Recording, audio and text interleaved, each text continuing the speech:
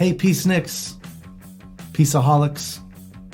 Had a cool conversation with cannabis entrepreneur Kevin Haberman, who joined us from Denver, Colorado.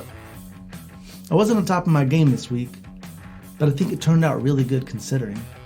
I turned 39 on Sunday, February 6th, and did some unnecessary celebrating that led to a proper 39-year-old hangover on the 7th, the day I recorded this podcast. As I told Kevin, I drank a bottle of tequila, not completely by myself, but also with a bunch of hard ciders, and then I did what you're not supposed to do when drunk. I ate the mushrooms. And I say you're not supposed to because of the whole powerful plant medicine that should be treated with respect and not used as a party tool. But sometimes I say, to hell with that noise, and I go all gonzo. Of course, the problem with going gonzo is that I can't hang like the doctor. Trying to be Hunter S. Thompson only worked for one man, and that man was Hunter Thompson himself. Anyway, I drank a bunch of tequila and ciders and a few beers, and then I ate mushrooms, and at one point I ended up on my roof, mesmerized by a big Cheshire smiling moon, and then I decided I would skateboard down the road on my longboard. I was deep in my trip and hadn't drank in 2 hours because when the mushrooms kick in, I always instinctively switch to water. I was flying down the road when my shoelace got caught in the wheel and I went flying from my board, and instinctively I rolled the way I learned when I used to skateboard as a kid. I barely got hurt. I jumped up triumphantly. I felt alive. It was great. I retied my shoelace and continued my journey. I made it to a bar up the road, and an old man who knows me was standing outside smoking a joint. He offered it to me, and I stood there smoking with him until I was super stoned. I walked into the bar, all brightly lit, immediately greeted by people I knew from a bar I played music at, and realized I was too high to be there. So I had a beer, shot, left as fast as I could. I skated home, and as my trip wore off, I started drinking more alcohol and stayed up until about 6 in the morning. So I was in rough shape doing this podcast, but like I said, I think it went really well. It helped that Kevin was so easy to talk to. So I have a lot to tell you about since I recorded this. We went to the Tool concert, we went to Vegas, and everything my wife and I did this week. We had a lot of experiences, some deep introspections. I went to the Grand Canyon for my first time on a helicopter ride. I'm going to save all this for a Sunday Psychedelic Spirit that I'll release some of the things that I thought of on this amazing journey me and my wife had. So for now, let's get down to business with Kevin Haberman. Let's spark this joint. America's public enemy number one in the United States is drug abuse. Drugs are menacing our society. What are your thoughts on the drug problem? I had a great time doing drugs. So tonight, from our family to yours, from our home to yours, thank you for joining us. This is the Peace on Drugs. How you doing? Good, yeah. Nice to meet you in person. Or Nice to meet you too. Yeah, this is Josh Pineal Podcast told me about you, and I listened to your episode. That was really cool. Yeah, I heard your episode as well, and you told me about you too. And I've been listening to a bit of your show the last couple of weeks. Awesome. Well, thank you. Yeah, thanks for listening, and thanks for being on. Yeah, definitely. Yeah. So I was looking at your Twitter, and so it looks like, because we're talking about the cannabis industry, but and on Twitter, there's a lot of crypto stuff going on. Yeah, so me and one of my old roommates, we started a crypto podcast like 6 months ago, and we call it Crypto Blabber because it's mostly just blabbering, but that's like the general theme. He just got into it. We've been doing the podcast for 6 months. He hasn't bought any crypto yet, so it's not really too serious. It's more of like a dicking around kind of thing. But oh, really? Oh, so, okay. So it's not actually. I always thought you were in the crypto business because I did an interview with this, I think they're called the Psilocybin Academy, and I didn't know enough about crypto, but their whole thing is Silocoin, and so it's a crypto coin. And I should have asked more about the what does the psychedelics have to do with crypto? I don't know. Yeah, I noticed a lot of new niches are like creating their own like crypto or like different communities. Like a lot of sports teams are having their own like crypto or whatever. I don't know. It seems like kind of like Dave and Buster bucks essentially. It does. And I understand the idea of if you're getting into a new market with psychedelics or cannabis that's not federally legal, that maybe a cryptocurrency is a good route to take with you can buy and sell. But other than that, I don't see how psychedelics have any part with the currency. It doesn't. Yeah. Yeah, just maybe something for the community to get around, I guess. Yeah. Now, I almost invested in crypto, and right when I got approved with one of those apps to start investing, I watched a Bill Maher episode. Oh yeah, he hates it.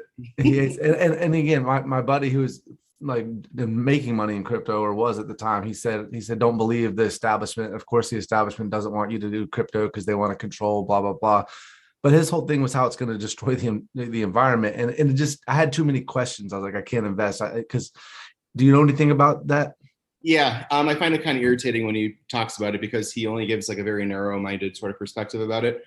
So like Bitcoin is usually given the hardest time because it's proof of work, which means that computers are generally on all the time mining Bitcoin, versus proof of stake, which is like Cardano and what Ethereum is kind of moving to, which are two other separate cryptocurrencies.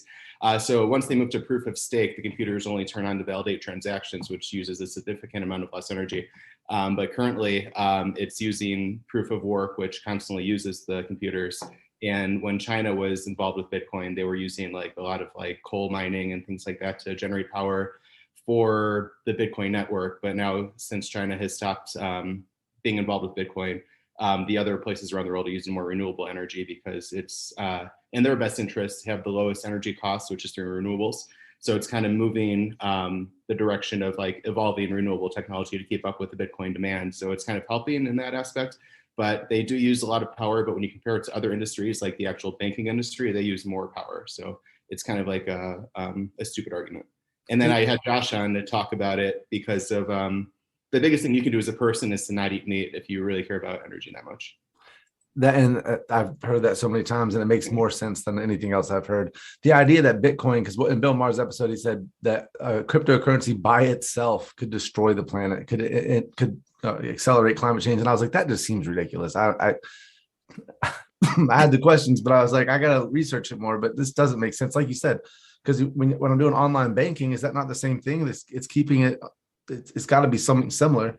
They have their own databases, and they also have brick and mortar stores, and everything they do is not the most efficient way of doing business. And to give Bitcoin a hard time is, I don't know, kind of hypocritical, I feel like.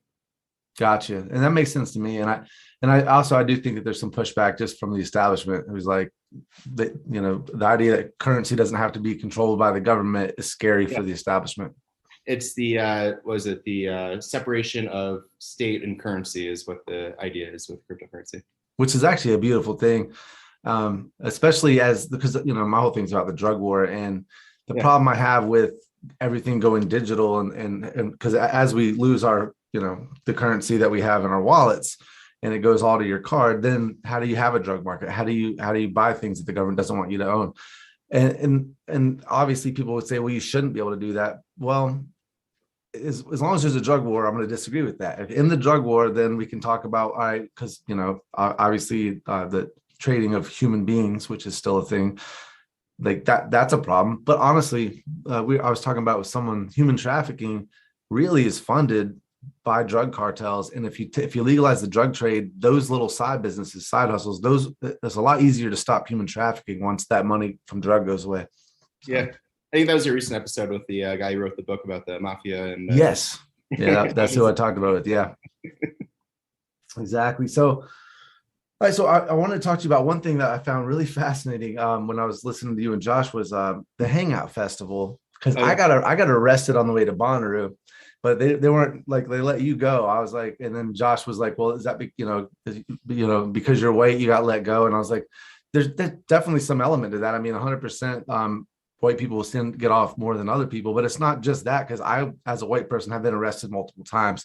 And again, I think though my criminal record only being misdemeanor, the jobs that I was able to get with my misdemeanor record, some jobs I weren't, but I think it would have been a lot worse had I been, if I wasn't a white man. But it still got arrested.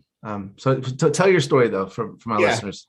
So it was the last day of Hangout. We were going to the festival, and I had like this sunglass case that I had full of like basically like a cigar-sized blunt, like a really thick blunt. It was like maybe like an eighth in this blunt, and then I had like a few other joints, and then just some loose buds like in the sunglass case. And as we're kind of walking up to the entrance, I put it in my pants, and I think someone clearly saw me do it, and they told the security guys to keep an eye out for me. So when I went through, they were just relentlessly patting me down. Like they patted me down like pretty hard and they weren't finding anything, but I was like, can I go there? No, you can't go yet. And then they just like kept patting me down until they like found the sunglass case. And then they opened it and they were like, you can't have that kind of thing down here. I don't know where you're from, but like, that's not legal down here because we're in Alabama. And then I was like, oh yeah, that's, I guess that's all for me. They're like, is this for you or is this for everyone else? Or like, no, this is just for me. And then he's like, don't run. And then like the guy next to me is just like cussing out the cops and everything too. And then they just like cut off both our wristbands and said, just like, get the fuck out of here. And I was like, oh, okay. But yeah, I'm not sure if it seems like it depends on which cop you have. And like, because I feel like they should have done something to the other guy who was like really mouthing off to them. Like for me, they just kind of like told me to fuck off. But no, was this were actual cops though? It wasn't just this. Yeah. Actually, I'm guessing they didn't want to report it. I'm guessing they wanted to keep it. It's hard to say that based on every situation. It could be my skin color too, but I feel like everyone there at that festival was pretty much the same skin color. But yeah, it was. Yeah, it's hard to say. But and this was in the festival though. Like I'm not sure how the Hangout Festival is, but is it kind of like with Bonnaroo? You're there, you're camping out, but you have to go in and out through the checkpoints to get to the shows. So I got caught at the checkpoint. Yeah. So because when I got arrested driving there. I was in Georgia, the Bonnaroo is in Tennessee, and we were just driving. We had a rented RV with our friends, and I didn't know that they looked for that. From Florida, right? I'm Florida, yeah. Okay. Yeah, so we're driving up from Florida through Georgia to Tennessee. And it's a thing that these small town cops do when they're like, all right, there's a big festival this weekend. There're going to be a bunch of RVs rented, and there's going to be a bunch of kids with drugs in RVs going to this festival. So you just pull over every RV you see that a young person's driving, and we search them. And that's what they did. And they literally, because we were in the back drinking Jaeger and whatever, we were just getting drunk and playing cards and stuff. But we had two sober drivers that were switching, and they weren't swerving or anything. All of a sudden we're getting pulled over, and I was like, it's all good. They're just going to make sure the drivers, whatever. It made us all get out, and they were like, can we search your vehicle? And I said, no. And they were like, all right, that's your right. We won't search it, but we're going to bring a drug dog. I was like, oh, of course you are. How is that not searching? Okay. Drug dog walks around, doesn't bark, doesn't do anything. I don't know, but they're like, he smelled something. I'm like, sure he did. So they go in, they come out. I literally had like less than an eighth of weed is all I brought. And thank God we were going to bring Molly, and that deal fell through. And I was like, we'll just get drugs when we get there. Thank God, because that would have been a whole different situation had I had something like that. Yeah. But I had a little bit of pot, and my buddy's like, don't worry, they're not going to do anything. It's a little bit of pot. And I knew what was going on at that point. I was like, no, I'm going to jail. Just so you watch this. And I was like, this is a scam. This is legal highway robbery. They're here to make money. Sure enough, like we found the weed. I'm like, oh, good job. You did good. Get me off the streets. You didn't want me smoking that. Who knows what would have happened? I would have ate Doritos, or who fucking knows? So they take me to jail. We get out that night. It's a money grab. When we go back to court a few months later, it was like, I think it was like a $1,500 fine, and it wasn't even on your record after that. So it was like, we're not even going to put on your record because we want to make it as easy as possible for you not to fight this. Just give us the $1,500 and go about your business, and give, I think it was another $1,000 to a parole officer that I had to report to. And then I thought I was done. They're like 12-hour course. So you go to 12 hours, this class, drug counseling class, and you're done. Yeah. But then I found out there was an agreement with Florida and Georgia that anybody caught with drugs in either state will lose their driver's license for 2 years. Oh, wow. Unless they go to DUI classes. So I wasn't driving. I had a little bit of pot, and I had to go to DUI classes for 3 months every week and get randomly drug tested. And I watched kids in that class fail drug tests and go back into the system. And it's just like, this is horrible. Like, what are we doing? But yes, and so this is a regular thing that happens. The kids going to festivals. And anyway, so I go to the festival. My story at the gate was, we get to the festival, we get bailed out, we go to the festival, and we found mushrooms. And I ate half of an eighth of mushrooms, and I put the other half of an eighth in a little fanny pack. And I was like, I'm gonna eat this halfway through when we get to the show. So as I'm going through the security checkpoint, this kid's like, open up the fanny pack. I'm like, okay. And I opened it up, and he flashes his light in my fanny pack. He goes, are those mushrooms? And I'm already tripping now. And I'm like, I'm not going back to jail. I'm not going back to jail. So I just reached in and I grabbed him and I threw him in my mouth and ran. And my buddy that was behind me was just laughing. He's like, the guy just shook his head and was like, next. But in my mind, I'm like, they're after me. I'm running. I'm like eating them as fast as I can and just running and like. No, that's traumatizing. I'm sure before. Exactly. Yeah. Finally I went back. I realized I left my phone at the checkpoint and I was like, oh man, I need my phone. I need to find my friends. And I went back and I was like, there's my phone. It's sitting right there. I was like, is that my phone? He's like, here. And I was like, thank you so much. I'm sorry about the drugs. And as soon as I said that, there was like flashlights in my face. But what drugs? I was like, no drugs. I don't know, man. They're like, you can't go in. I was like, I can't go in. I was like, that's why all my friends are in there. And they're like, just go to a different line, dude. I was like, okay. But ultimately, it was a great time at the festival. But yeah, usually most festival crews are pretty cool. But yeah, those Southern cops, they're not that cool. They're not. And that's one thing you talked about in the other podcast is that, there's the I think the question he asked you something was the pushback against legalization or the I don't know. Anyway, we were talking about it's the religious aspect and the Southern states aspect. And I think the Southern religion thing kind of go hand in hand, right? It's the Bible Belt. And what is it? I do understand the history of the religion or of Christianity and Puritanism, I'm not talking right. By the way, I should say my birthday was yesterday. Oh yeah, happy birthday. Thanks. And we got a bottle of tequila and ended up with eating a bunch of mushrooms and staying up really late. No worries. Yeah, I know how the neurons kind of are firing probably. But yeah, I used to say like there are three groups that are against marijuana. Delegalization or legalization? And it's the elderly, the Southern, and the religious. And yeah, that's kind of dwindling. It seems like the Southern states are more for it now. It's becoming more of like a libertarian type issue. So the right is kind of co-opting it, which is nice. And it has become like super political, which has been kind of beneficial. But yeah, I think it's just this tradition that people think that they have where like the history isn't really that old, but they feel like it's been like that way forever. So it's just kind of hard to pick away at, what truths that people have, which is, hard to, And like, I know you mentioned other podcasts or in other episodes, just like the whole government propaganda sort of system with public schools, with what they teach you in like DARE class and things like that. Like my first experience with drugs was through being told about it in DARE, and it just kind of gave me more questions about it than really deterring me from wanting to try it. Right. I mean, when the DARE officer came in, this was something I knew nothing about and had no questions about. And all of a sudden you're like, what is all this? Like, well, this one guy took this drug and then the cop shot him 8 times and they couldn't go down. I'm like, a superhero creating thing? Like, what are we talking about? Yeah. So it just didn't add up. And and then you kind of realize that all the studies that they tell you are all demographic studies and they're not pure scientific studies. Like you can't even scientifically do any studies on cannabis currently. I know they're kind of loosening that up a little bit, but it's just super hard to prove any medical benefit when you can't test it. And then they can say that there is no proven medical benefit because they're not allowing testing. So it's kind of like this weird chicken and the egg thing that they're purposely doing to keep it down. Wow. Yeah, that's actually, it's so tragic the way the war on drugs has stopped the research. I mean, with psychedelics, we lost 30 years of potentially conscious, but like understanding our own consciousness through psychedelics, and no research was allowed. And then you look at like addiction research. They basically were like, if you can prove that drugs are horrible, then you can get funded. But if you prove that it's not the drugs, then you lose your funding. So we have, unilaterally decided what we want the research to prove, and that's what we're funding. And that's not what research should be about.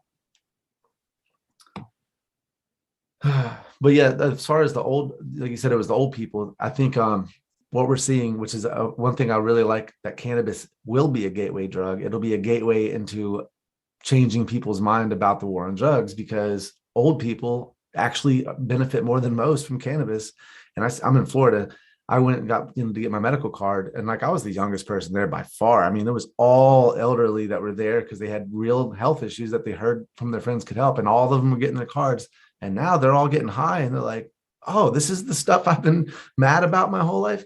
Because I remember when it was on the ballot, there was some old woman they had interviewed, and she was just like, "I don't want this stuff to be any easier for my grandkids to get on the streets." And I was like, "You're so ignorant on this. Like your grandkids can get it.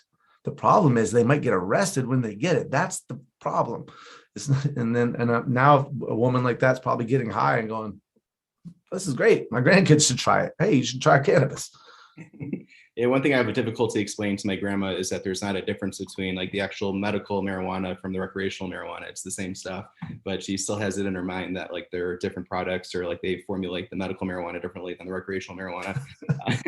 But yeah, it's just a lot of weird learning curves with sort of the elderly population.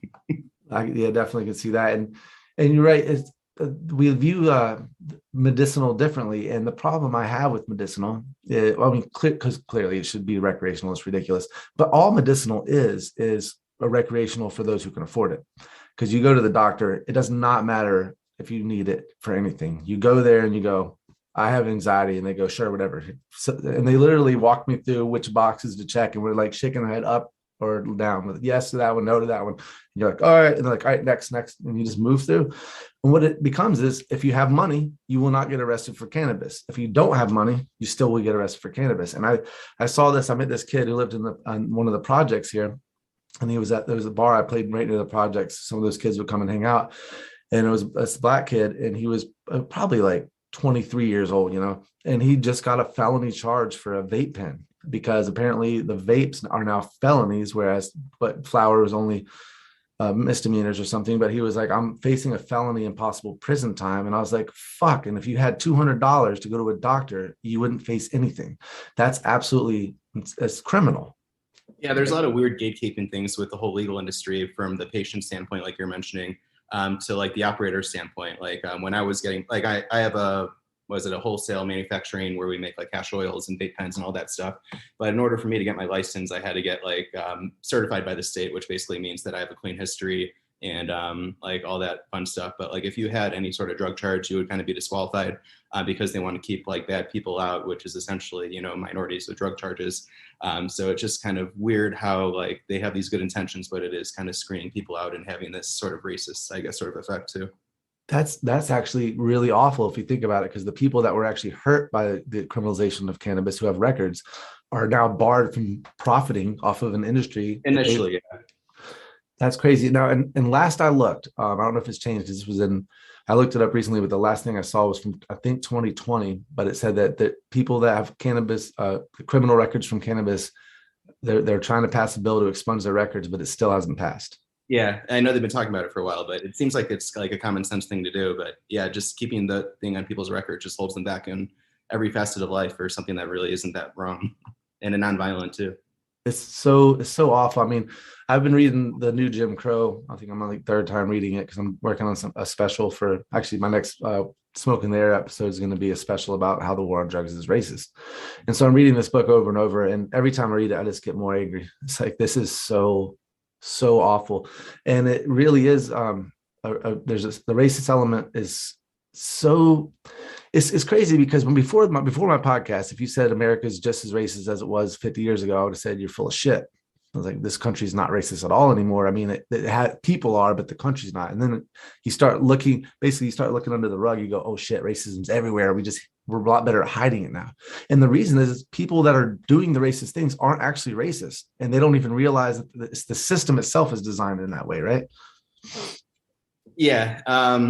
Yeah, like when the system's racist, everyone, I guess, as a product is racist, I guess, inside of it. But yeah, people are doing things with good intentions, but yeah, they have racist results. And yeah, I think we definitely all live in our sort of own bubbles. And I guess one time where I kind of like got out of it was when I was working in the retail sort of aspect of like a very high volume, low price dispensary. And when you work there, you kind of see all different kinds of people, and you kind of hear all different kinds of stories. And yeah, you see a lot of different stuff. I don't know where I was going with this story, but yeah, you definitely, you see like a lot of things, like especially the medical conditions. Like I used to think that medical was just sort of like a way to get to recreational, but you actually see people with real issues like using pot as medicine, which is kind of like was new to me. Yeah. And you're in Denver, right? Yeah, I'm in Denver. Yeah. Gotcha. Okay. Is the Blue Lives Matter movement, because you guys are more conservative than a lot of people realize, right? Or as a society, I just don't know if I'm in Florida, and right now, like my neighbors have Blue Lives Matter flags flying. I mean, this area is crazy Trump. Like, yeah, well, Colorado is like very pocketed. Like there are a lot of very liberal parts. Like Denver's pretty liberal. Like my sort of suburb is fairly liberal, but then you'll have really conservative religious pockets kind of here and there. So there's a big mix. I would say it's pretty purple overall, but like it depends on where you go. It's one way or the other. Like Boulder is obviously very liberal, and Colorado Springs is going to be very conservative. Yeah, it kind of depends on the neighborhood, but Colorado Springs is I think that's where my sister lives. She's a Air Force Base. Yeah, that's right. Fort Collins and Colorado Springs, I always get them confused, but yeah, I think the Springs has the base by it because that's by Pikes Peak, and that's Colorado Springs. She's her husband's in the Air Force and they live down there. I haven't visited her out there yet. They've only been there for about a year, but we are going to Denver in June. Cool, yeah. Yeah, we're gonna go see Iron and Wine and Andrew Bird at Red Rocks. Oh, cool, very nice. Yeah. I actually live pretty close to Red Rocks, so yeah, hope to stop by and maybe have a dab or something for you. Oh, definitely. I'll definitely reach out to you. And I did a podcast with Riley Capps. He's a psychedelic journalist in Denver. So yeah, you get with him too. Nice. But the Blue Lives Matter thing is weird to me. It's not weird. It makes sense because I understand the sentiment of Blue Lives Matter, and it's like, of course, lives matter, but the movement, the Blue Lives Matter movement, is clearly in opposition to Black Lives Matter, and therefore I can't get behind it. It's like, no, the Black Lives Matter is because they're trying to say, hey, we matter also. That's what it is. It's like, just because we're Black doesn't mean we should not matter. And then they go, well, Blue Lives Matter. It's like, well, no one's argued that. I don't think anybody ever thought that their lives didn't matter. And the whole thing to me is the drug war is the problem. If they weren't having to go to poor neighborhoods to kick in doors because they can't go to the suburbs. If all of a sudden the cops were going in harassing suburban kids who also are selling pot, who also are using drugs, if they harass them, all of a sudden the politicians would have they lose votes. So they go, can't do that. Yeah, those kids also have lawyers and rich parents, and they'll make a headache for the police department, but they can get away with whatever they want from people who can't afford to do that sort of thing. Exactly. And then there's one of the most infuriating things is the plea bargain thing, because they have so many arrests that they cannot possibly send every person to trial. So they make these plea bargains that go, you're looking at this mandatory sentence, which is crazy, but we'll just do probation if you just sign this paper. And probation can lead to a violation of probation, which can still put you in prison. Also, because of this, a lot of innocent people take the plea bargain because they're worried that even though they're innocent, they might get found guilty and the sentence is going to be worse. So you have innocent people signing documents, not understanding that when they sign that, even though they're not going to jail, that they're now barred from society. Yeah. And the whole legal system is a big money suck. So like they might even know that full well, and they just want to kind of get it done with, because like fighting it is going to cost them everything too. That's exactly. Yeah. And I've been there. I've taken a plea deal. I got caught with a pot plant when I was 18. It was about an inch high. I was growing it in my window. Is that North Carolina or Florida? Or? North Carolina. And well, the problem was we lived in this trailer right when I turned 18, and my roommate was selling pot. So all the kids we went to high school with would come and buy pot. So it was like this crazy party every night. It was this ridiculous situation. We just super high every day. And one of the kids there told somebody that we were selling pot to rob us. So they came with guns at our house. And it was in the afternoon. I'm sitting there with my sister. My roommate that sold pot wasn't even there. So there was no pot or anything. And all of a sudden this guy kicks in the door with like an AK-47 at my head. It's like, where are the drugs? I was like, I know what you're here for, but they're not here. Like I don't, he hit me in the head. I think he got $10 from me. Me and my sister had like $5. That was it each. And they left. And I was just stupid. I was young. So I called the cops. I was like, hey, we just got robbed by a gun. And the cops immediately realized, oh, there's something going on here. So they started watching us. So a few months later, a crazy thing happened. It's kind of a long story, but I'll just basically this kid showed up at our house and wanted to buy some pot and had a gun, and he was showing it off to everybody, but it wasn't his gun. It was his boss's gun. And he put it in his car, and then he went inside to buy weed, and somebody went and stole the gun out of his glove box that he was just showing off to everybody. And the kid's like, my boss, you don't know who he is. He's dangerous. I was like, all right, well, you shouldn't have been showing off his gun, man. I don't know who had it. There's 25 people here. And so the boss comes back. My girlfriend at the time calls me and says, she's crying. She's like, my boss is, or the kid's boss has me at gunpoint. They're coming to your house and they want their gun back. I'm like, oh shit. So I said, all the drugs out of the house right now. This is going to be a cop situation. We got all the drugs out. Cops get called. They come out. The people that were there with guns that were going to get their gun. The cop said, well, they all have permits for the weapons, so they're good. Can we search your house for the stolen gun? I'm like, sure. Boom. They had detectives, like a whole team of people searching our house. I was like, they've been waiting for this moment to search us because they knew we were selling drugs. They didn't find anything because we got everything out except for that little pot plant I forgot about sitting in the window. So yeah, so I got arrested with 2 felony charges and Just a little seedling is what you were kind of showing. Yeah, just a little like 1-inch high pot Just plant. like growth. Yeah. And I probably wasn't, I was just something fun, like a little, like, oh, it sprouted. Like I guarantee I would never even grow it in anything. It was just sitting in the window. But yeah, 2 felony manufacturing, felony maintaining and dwelling a drug place or something, and then misdemeanor possession and misdemeanor paraphernalia with the plea bar. And they did all that because I'm sure that they got their asses chewed out when they had this whole case against us, that they finally, here's our moment. And they come in, we found nothing except for this little plant. Yeah. So, but yeah, I took a plea bargain, which was just drop the felonies and keep the misdemeanors. And in hindsight, it's like, I shouldn't have like, no, you're not charging me for, I guess though, technically I probably would have lost in the court because I did have a pot plant, Yeah. I guess I don't know what the whole legal system's like these days, but if you had a jury trial, I imagine it'd be hard to convince the jury of 12 people that a pot plant, was that big of a deal. But yeah, hard to say, I guess. It is. And then, I don't know how they do with like the weight of can they weigh the soil? Because, there's that story in Texas that the kid was, they weighed the brownies he made. Oh, gotcha. They were trying to charge him with multiple pounds of cannabis. I think they did charge him.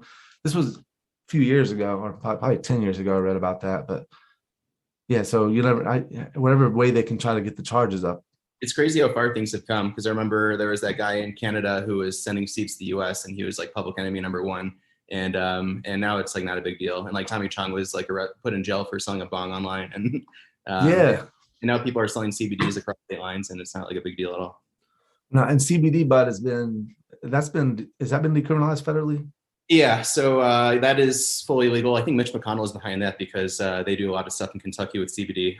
But yeah, I have kind of a little bit of a beef with CBD because it's very underregulated compared to THC.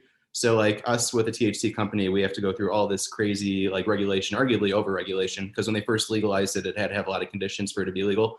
So everything is tracked from seed to sale. And yeah, they really like, everything is like under scrutiny, and we have like multiple inspections, whereas the hemp farmers, they're just supposed to be making textiles, but they make like essentially CBD, like tinctures and stuff like that are essentially cannabis products, or they're growing pot plants like not to maturity, so they don't grow the THC and they just have the CBD. So there's like this weird gray market right now with hemp and CBD, which like is very underregulated currently and kind of crazy. What are your feelings about CBD? Because personally, I think it's overrated. I'm not saying it doesn't help with like seizures and things like that. I think it's been proven to help. But as far as relieving anxiety, they've done double-blind studies, right? I don't think it does as much as people think. I've always kind of called it like an all-purpose snake oil. Like people say it does everything. I've heard miraculous things, like people saying that like it's gotten rid of tumors and things like that. But I feel like there's so much with the plant that needs to be studied scientifically, like how the different cannabinoids work with each other. Also with terpenes, they say that has a bigger impact than we give it credit for, like the terpenes and the cannabinoids, and separating those, then reformulating them to get desired effects could potentially be the next sort of frontier in medicine, possibly. Well, and hopefully it does. But I think THC has much more powerful. Obviously it's a psychoactive substance. I think THC for anxiety and things like that is going to be proved to be much more effective than CBD. Did you see that Oregon study recently about how certain cannabinoids might be effective at combating COVID? No. Yeah, so there's this Oregon and Oregon State, they both did a study, but they want to do more research, but they're having trouble getting the federal approval to do it on cannabis. But they were finding early indications that certain cannabinoids are effective against COVID. Wow. Well, that would be amazing. Why is the federal government Biden, Kamala Harris said in the vice president debates that they were going to be legalizing or decriminalizing cannabis, and you've heard nothing about it now. Yeah, Kamala, I've always missed her name. I do too. She's my favorite candidate because she's very hypocritical in the whole pot sort of thing. Like there's when asked about it previously when she was a DA, she always like laughs about it being legal, and she like prosecuted people for weed crimes. So it's kind of frustrating, and they definitely play like it's very irritating how they Democrats don't seem to take it seriously enough to really want to do anything with it. And whenever they do want to do something with it, they get criticized for focusing on pot, and like people make Cheech and Chong jokes and then they like kind of retract on everything that they were doing. So it's a very frustrating sort of movement that no one's quite championing right now. And yeah, it's just weird how over time, like it's just kind of built up to this, you know, back from like the early 1900s to where we are now. It's just very nutty. It is. I wonder how much of it has to do with big pharma. Do you think they're still really trying to stand hard against it? Oh yeah, so yeah, it's capitalism. It's one of the ways where it doesn't work is when big pharma, they have their market cornered. They don't want competitors, and that's a potential competitor. And there's also alcohol too. They don't want people at home smoking weed because they're not going to drink as much alcohol, or people realizing that they actually have acid reflux and don't want to drink alcohol anymore and start smoking pot. A lot of people have their big interests in keeping it illegal that have got bigger and bigger over time. And when you talk about alcohol, because I've always struggled with alcohol my whole life because it's so much fun, and yet it's also so horrible for you and the hangovers and everything. And I've always found how well I'm doing in my life has to do with which drug I'm using. If I'm smoking more cannabis, I'm doing better. And if I'm drinking more, I'm smoking less cannabis, because I don't, when I mix them, it doesn't do well for me. So I'm either doing one or the other. And lately it's been mostly just pot, and I fucking have and I don't get super baked. I'm not like a super stoner, but I wake up, I get a little bit high, I ride my bike to the gym, I'm working out, then I'm working on my podcast and reading my books. I'm just crushing it. But then if I'm drinking, I'm just like, nah, I'm not doing any of that. Shut down, yeah. Call it a day. Yeah, exactly. And alcohol is such a part of our society. It's not even allowed. It's almost expected. Socializing. It's hard to like hang out with people and, you know, not drink. It is. And we quit drinking for a while. Was it 2020, I think, or 2020? A few times. We'll quit for a while, me and my wife. And we quit for about 3 months, and we went and hung out with our friends and family, went to the bars with them, but we just would order, I get like just a cranberry and soda water. And everything was fine. The difference was at some point in the night, people start getting drunk and you go, all right, we'll see you later. Like, it's not fun for us anymore. But other than that, it was just totally fine. But people were still a little like, so you're just not drinking? One of my buddies was going to come visit, but he's like, well, I'll wait till you're drinking again before I come visit. Isn't he going to come down to Florida to visit me unless I'm drinking, because he wants to have somebody to drink with? It's such a weird thing. But I get it. As someone who drinks, if I'm drinking and you're not, I'm be like, well, let me know when you want to have a drink. I don't know. Yeah, it's interesting. Well, one thing I meant to ask you when we were talking about the CBD, because you talked about CBD for your dogs, and I have a German Shepherd, and he has seizures, and he hasn't had one in a while. We got him a new food, but I looked it up for CBD for my dogs, and you say you give CBD to your dogs? Yeah, so I went online. I got like an ounce of CBD isolate. I think if you have a coupon, you get it for like $100 for an ounce. And I get some, MCT oil, and then I make like a little tincture. So I put in the MCT oil, and then I'll measure out some CBD, make whatever milligram dosage I want to do. And then one of my dogs, she has like a bad back, so I give it to her twice a day, and that kind of leads me to not have to give her as much like dog ibuprofen or whatever the dog pain medication is. So that seems to be helpful. And then one of our former dogs that was alive at the time, I used to give it to her a lot too, but she had since passed away. But mainly for this one, for her back pain, is what I've been using it for. And then I haven't really seen it with epilepsy, but I have heard that it is effective. But I hear it's effective for all sorts of different things. So yeah, it can't hurt. So yeah, just give it to her a couple times a day and see what happens. Gotcha. And also being a German Shepherd, he's like 120 pounds, 130 pounds. So hip dysplasia is going to be a problem as he gets older. So that might be something to think about. And one thing that we started doing that sounds really silly is we started having a dog chiropractor come over. And it has had like noticeable results. Like after she comes, she can actually like jump up on her back legs and give me hugs, and like jump up and down from the couch without really feeling discomfort, which is, I would have laughed at myself if I told myself a year ago that I have a dog chiropractor, but as a dog owner, I get it. I think that immediately when you said that, I was like, I'm going to look into that. Yeah. Because you want your dogs to have a happy and healthy life as long as they can. I don't know. Do you have children? We're trying. No children currently, just 4 dogs. Got you. We have 2 dogs. We have no children. And I think that they're our family, they're our life, and, do anything for them. Yeah. So what was that? I'll try looking up some of my notes here. what did I say? Recreational, spiritual versus habitual. I made these notes this morning, and I'm telling you, I am super hungover today. No worries. Yeah. Yeah, I know it is. Well, so let's talk about your business real fast. Yeah.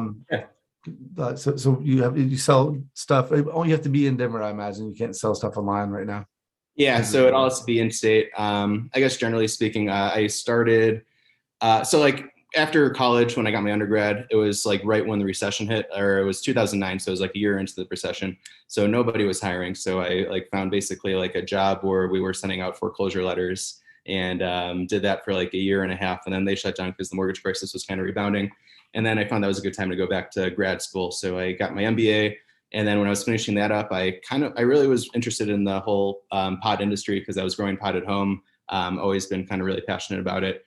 And it seemed like, the right time to kind of get into the industry because it's always been something that people always kind of laughed at. So I was kind of doing it kind of secretly. I got a job at a dispensary, kind of bud tending part-time, like as I was finishing up school. And then it wasn't too long where they offered me to have like my own sort of store because it was for a big chain. And then I said I wanted to get into the cultivation side because I've been growing at home. I wanted to see how like a commercial grow operated. So worked in the grow for like a period of time, and then left that to work for this other guy, this high volume, low price store I told you about. It was owned by this Russian guy who really had no idea like anything about weed. And he was looking for like someone like me, I guess, to help him kind of run his business. So I was kind of helping him do that for a period of time. And then I finally got this licensing opportunity to have my own facility with Adams County, which is like a separate county, like right outside of Denver. So it's basically in Denver, but it's a separate jurisdiction. So different like legal entities like overlooking it. So was able to set that place up and have been doing that sort of ever since. So we basically produce several brands of hash products like wax shatter, live resin, vape products, and like cartridges, and also like bulk distillate, which is just like the the hash like distillate oil, which is usually the base for vape products. Very cool. And and how hard is it to start let's say if I move to Colorado, is it like with alcohol licenses, there's only a certain amount of licenses and you got to be in line for them and stuff like that? So every jurisdiction is different, or every county, I should say. So like Denver County, it's pretty oversaturated. Then there's all these different setback requirements. Like you have to be 1,000 feet away from like a school, another pot business, and all these other sort of certain markers. So it's really hard to find a place in Denver right now, unless if you're buying an existing one. But if you wanted to go like down south to Pueblo, you could really do whatever you wanted. Like out in the boonies, like there's different places where you have licensing opportunities, but you really want to be close to Denver because that's where the biggest market is. And yeah, it's very competitive right now too. So it's like hard for a new brand to come in, and we're kind of starting to see the early signs of consolidation with like the bigger companies starting to absorb the mom and pop stores, and a lot of the like smaller stores starting to kind of go out of business because they can't compete with like the big chains that are just trying to run them out of town, kind of like Walmart. Gotcha. Last time I was in Denver was actually, wait, when did we go? I think it was 2019, but no, 2017 when I went. I remember on the news, every time the biggest story was always like, how has cannabis legalization affected the city? And there was some guy in the street waving like this huge stick and was swinging it at people, and they were showing them. Yeah. You remember that? You know, yeah. But yeah, there were some crazy videos of homeless people on 16th Street Mall just like kind of going crazy. But yeah, I think they've cleaned it up in the last few years. But yeah, I saw that guy with the PVC pipe going around, but I think that was like bath salt related or something. But yeah, I don't think that was weed related. And people give Denver sort of a hard time because we were the first state, and whenever something goes wrong like that, they'll say that. And kind of like profiling, like you said, when you were driving across from Georgia or Florida to Tennessee, like people look for Colorado plates outside of Colorado, and if they see you driving a Colorado car, they're going to pull you over and kind of see if they should search your car, kind of thing, which we've seen a lot, which is really irritating too. Gotcha, So yeah. if you're extra careful, you got to vacuum seal everything. And Yeah, that's funny. I mailed some stuff to myself from Colorado, and after I got back, somebody from Colorado told me, they were like, "Oh, they have these sensors through the mails that if you don't put it in a seal-proof thing, it won't come through the mail." I was like, it's not going to make it. That package showed up at my door, and I smelled it when I walked up. I was like, their sensors aren't working if they have them, because oh yeah, and I've heard that like U.S. Postal Service, they have to go through more hurdles to search your packages versus like a UPS or FedEx. since they're private companies, they can't open your things. But I shouldn't like advertise what people should do when sending weed through the mail. But yeah, I've heard different things from different sources and have had different experiences. But generally speaking, it goes pretty well. It's funny. It reminds me of that Mitch Hedberg joke. He's like, I like the FedEx man because Yeah. he's a drug dealer and he doesn't even know it. He Yeah. said, I probably shouldn't tell that joke below my cover, but it's like I feel about talking about this. I'm never mailing myself things ever again. So also pot, now that we have medicinal down here, I don't have to. Yeah. But no, I really enjoyed the dispensaries in Colorado. And one of my favorite things was we were in I think it was Glenwood Springs, and we went to a dispensary there. And I said, do you have any, because my wife just can't handle THC. Like even the Delta, was the Delta 8? The new legal one that I bought, and I smoked it or I vaped it or whatever, and it did very little for me. My wife smoked it and was so high she was uncomfortable. I was like, how is that possible? So when we were in Glenwood Springs, I was like, do you have any really weak cannabis? And they were like, we have this Pure Love. It's 3%. I was like, that sounds awesome. Let's get that. So, and I smoked a whole joint with my wife, and I was a little bit high. She was a little bit high. I was like, this is great. This is nice. Something she could handle. Every other dispensary I've went to, including Florida medicinal shops, we're going to Vegas next week. And I called all the dispensaries there to find out the 15% is about the lowest they have. There's just not like, I don't know. What about your, like the place that you're making? Do you have a low THC one? So testing is kind of a funny thing because like you want your product to get the highest test results, and the testing places know that too. So like they will.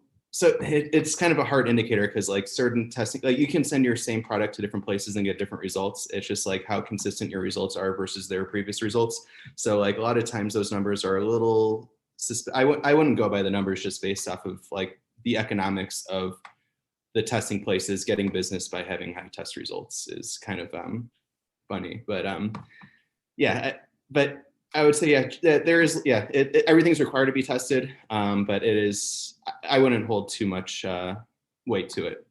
So those numbers aren't exact. Is it almost just like a sticker on the bottle? Yeah, you're looking for trends. As long as they're kind of like hitting the same trends, you're growing it, like still okay. But like as a consumer, like I don't think they're the best indicator of potency or quality or anything like that. Gotcha. I do know that the Pure Love 3% bud was extremely weak because I mean, we smoked it. It'll be right to a certain degree. Like if it's the same testing place and that tests 3%, another one tests at 20%, then there is probably a difference like that. But that number specifically, I wouldn't put too much weight in that. Gotcha. Well, I was going to ask you something else about my mind is just slipping, but about the because I do a lot of work about the opioid crisis, and which I call the regulation crisis. It's not the opioids; it's the regulation of them. People's when they cut off OxyContin, they're like, "Oh, people are getting overprescribed this, and they're addicted. Cut it off." And then what happened? They all went to fentanyl, and they're dying. But in Colorado, a lot of people have said that they've been helped. A lot of people have switched to cannabis, and it's a hard switch because cannabis isn't going to stop you from going through withdrawals. But if you can get through that part of your addiction, cannabis can help you. Do you think people are getting help? Yeah, I definitely, when I was working in the store, I saw a lot of that too. Like people who have like a lot of pain that were like taking, like opioids and then switching to cannabis. And it's, they're going to be doing one every day. Like you might as well do the one that's easier on your body. And it doesn't destroy your like liver and kidneys and all that fun stuff. But yeah, it's a safer alternative to other things that people could be using to medicate their issues.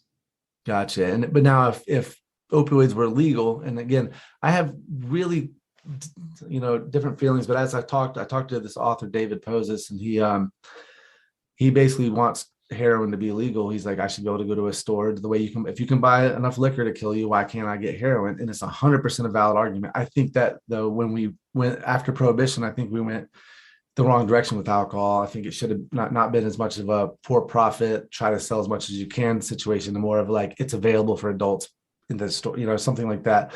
But with heroin, it would still definitely be safer if it was legal. I just don't know that it's a good choice of substance to be addicted to. I mean, I've been addicted to opioids, and it wasn't fun. And I had a free supply, like somebody just gave them to me. So there was no reason I would ever stop except for the fact that I wasn't happy, you know? So I don't know where our country is going to go with opioids, but what's going on in Denver? Is there, because I know, like, do you have safe injection sites and stuff like that? I'm not positive. I would be surprised if we didn't, but I haven't like seen them. I know like a couple of our patients, they like have had like people close to them die of overdoses and things like that. And I've also heard that like Colorado and Florida are like two of like the four biggest prescribed pharmaceutical states too. And I think like we create the most like trash by stuff like medicine bottles. It makes sense. It makes sense in Florida. We have a lot of elderly here. So yeah. But yeah, I think it's definitely a safer alternative. Sorry, I forgot what the initial question was. I kind of. Oh no, it was about the safe injection sites. Safe injection sites. Yeah.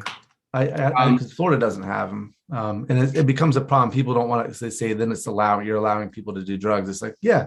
And now I was talking to somebody from Austin, Texas, Claire Zagorski, and she was saying that they have safe injection sites in Austin, but they're illegal. So these nurses are risking their jobs and risking their careers to operate these places because they technically, when they're disposing of the syringes, for instance, they're holding paraphernalia they can be arrested for, but they're saving lives. And that's what they've been trained to do. That's why they got in the position that you know, the business that they're in is to save lives. And that should be needle exchange, the safe injection site. Safe injection site is sort of like a needle exchange because they offer you clean needles, and basically what they do is they give you, here's a clean needle, and then you do your drugs, and if you overdose, they're there with Narcan. They'll be like, all right, we'll stop you from overdosing, which is really like it's the smallest thing we can do legally to help them, but it's like a better solution would be like get them the drugs that they want and make sure they're not going to be a lethal dose of fentanyl in them. But nope, you got to buy them in the streets. If it's lethal, do it here and we'll give you some Narcan. And then most states like can't even do that. It's illegal. So we're going to legally have nurses like they're breaking the law by trying to save lives. It's just insane. Yeah. And then everyone doesn't want it in their backyard either. The last pod company I was working for, we were having trouble getting licensed in this one part of Denver.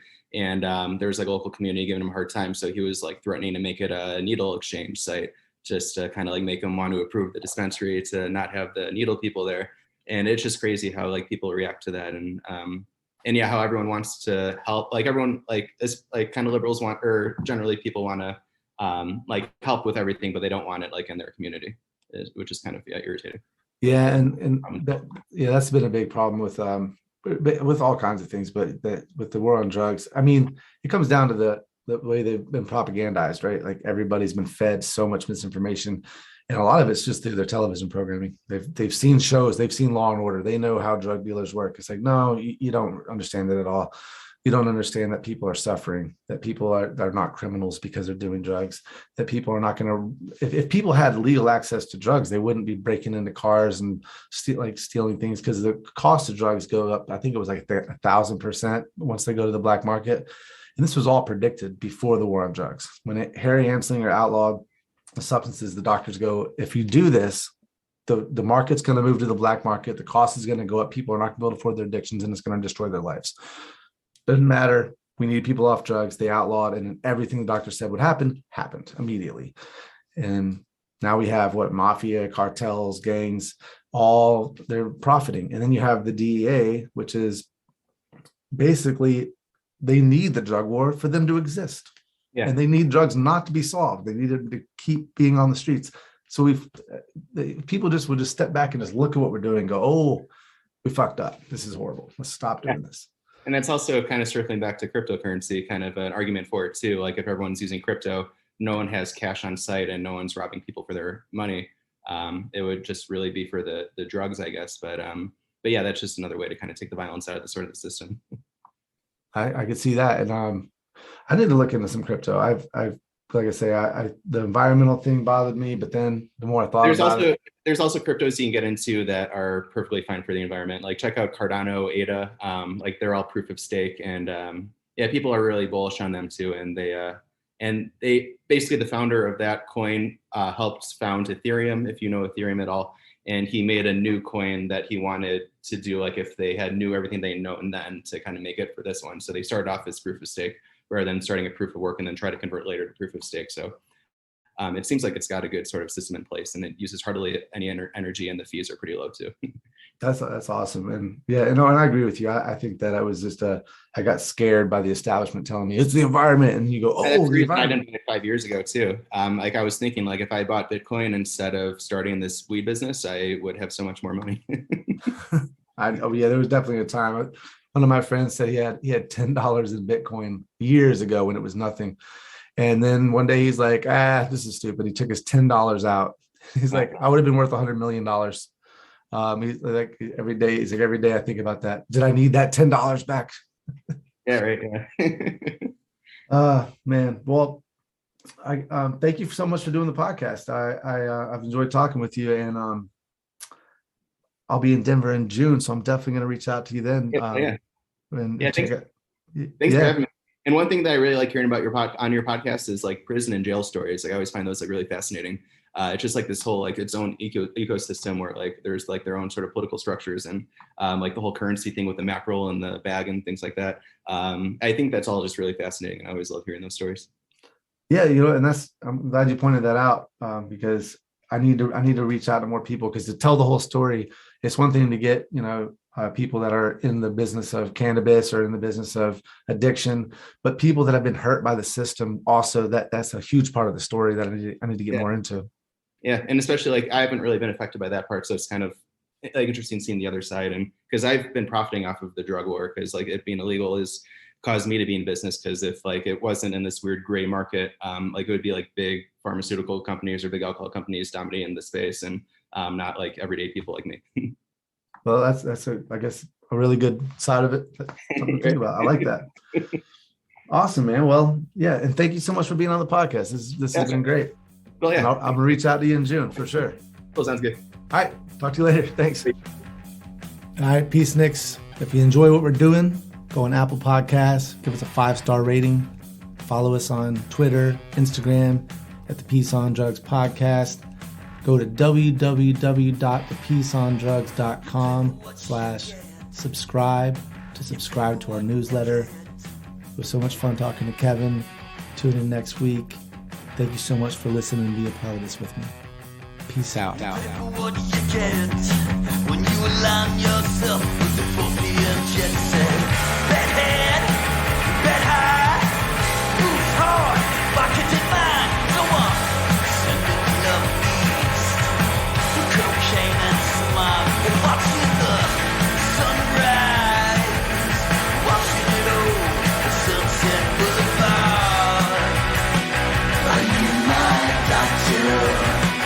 Are you my dealer? Are you my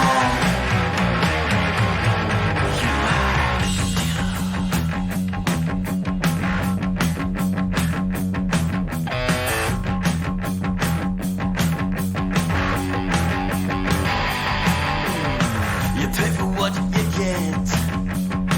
You pay for what you get.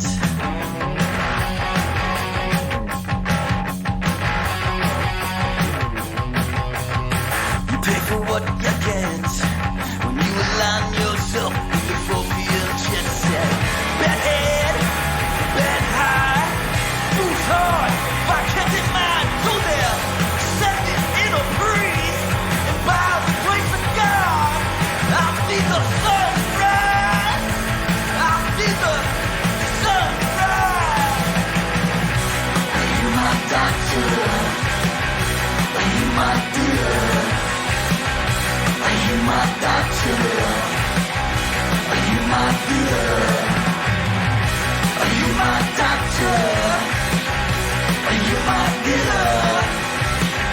Are you my doctor? Are you my doctor?